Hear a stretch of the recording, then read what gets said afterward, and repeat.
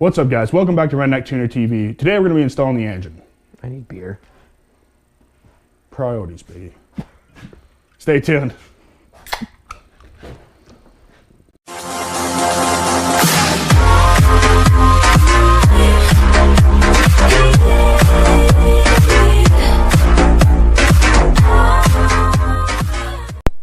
Well, now that I have my beer, we're going to look at the engine today, look it over. Look at it. We just got to look at it.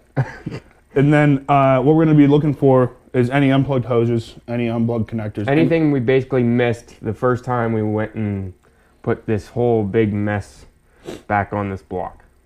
Yeah, so we're just going to be looking for things that we won't be able to access when we get it in the car. Just make sure everything's buttoned up. And then after that, we need to put the clutch, pressure plate, and flywheel on. But to do that, we needed to get it off this engine stand. So we have the engine hoist over there, but neither of them fit through the door. So we're going to need the engine hoist out in the shop area. So that has to stay out there. We can't bring the engine hoist in here. That'd just be a big pain in the ass. So we're going to transfer this over, put the flywheel, clutch, and pressure plate on, and then scoot it over the car and just hit release on the engine hoist, and hopefully it drops right in there. Well, that's the plan. All right, let's get to it. All right, guys, one good thing to do when you buy an engine, we should have done this before, is we're just going to turn it over a couple times, make sure there's nothing in the engine, make sure there's no restrictions of anything, because you don't want to just throw an engine into your car and then try to turn it over when, you know, you might have a nut inside the cylinders or something like that, somebody put it in there or something, I don't know. So you always want to turn it over. It's always a good idea just to turn it over a couple times to figure out how smooth it's going to run and if there's anything wrong with it.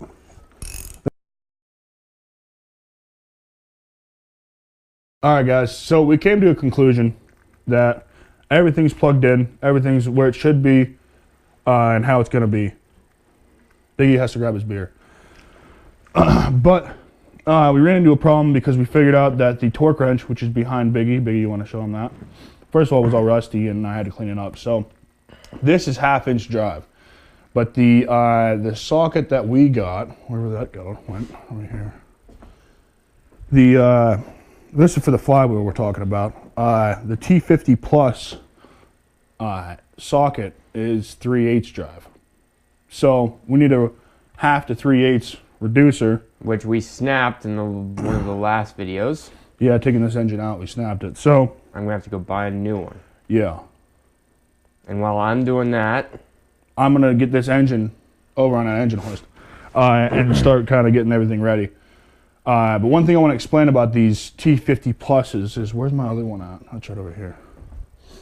Now, to get these flywheel bolts out, what I actually did, if you follow us on Instagram, you'll see this, but I took a regular T50 socket here, and I just cut about 1/8 of an inch off the end of it. And it's just almost about the same thing. And that actually worked pretty good, except for I had to hammer it in every single bolt and then undo it. But it gave me enough leverage to actually be able to apply the correct amount of leverage to get the flywheel bolts out. whereas with that other one, there should be no problems. Yeah, with this one, it's actually made for it. So, yeah, let's get to it. Biggie, you're going to run down to the store? Yeah, I'll run to the store. Okay. You want money? No.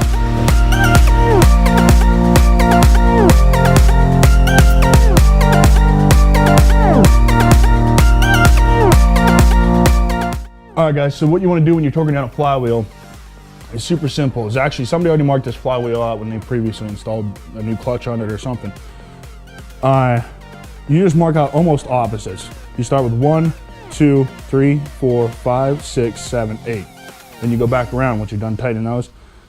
So what I'm going to do is I'm going to just check the torque on all these. Don't ever go around on something like this. Don't just tighten around because it warps it and it doesn't seal flat to the surface it's mounting to. So when you do it opposites like this, it makes sure everything pulls together straight and tightens down evenly.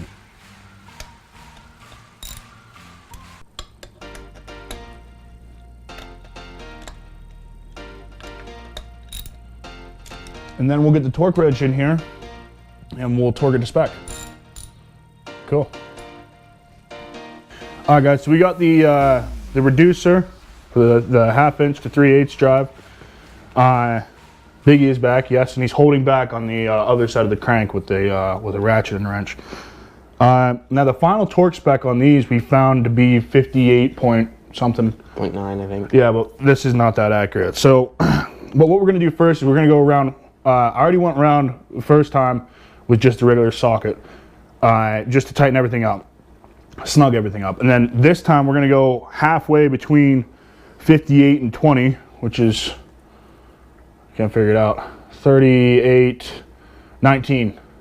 So it'll be 39 foot-pounds. So we're gonna start with 39 foot-pounds, or 40-ish, and we're gonna go around opposite like we did before. And then we're gonna go back around one more time, final torque, and then we're gonna go around and check them all, make sure they all click. So let's set this to 30 or 40 foot-pounds of torque. It's almost what the Miata puts out, Biggy. That looks like 40 to me. Probably less than that. I don't know. Get it in there. Nice. Okay, now we're done with that. We're gonna jump all the way up to 58 foot-pounds of torque. Might as well just make it 59 if it's like 58.9. Okay, Biggy says make it 59. Just saying. It's 1 foot-pound of torque. Might make the world of difference, you never know. Okay, that's set. We're gonna go around again. Now, since we got the final torque, we're gonna let everything cool off. Just kidding. No, but we are gonna go around one more time. So Biggy, make sure you keep a hold on that ratchet. I need to break my legs, cramping up. All right, we ready to go? Yep. Hello, people. 8, 9. There's only 8 of them, Biggy. Cool, got that done. Now it's time to mount the clutch and the pressure plate. So now, now that we got this pressure plate, flywheel, clutch, Are you gonna talk normally? all back We're caught on, on the door. are we gonna be able to fit this? Yeah, you gotta turn it though, I think. Yeah, now that we got all that fit in there, we're gonna try getting the engine out of the thing here. Out of the, through the doorway. It'll be a big drop here. Yep. I'm good. Let me lower this down a touch. It might help a little.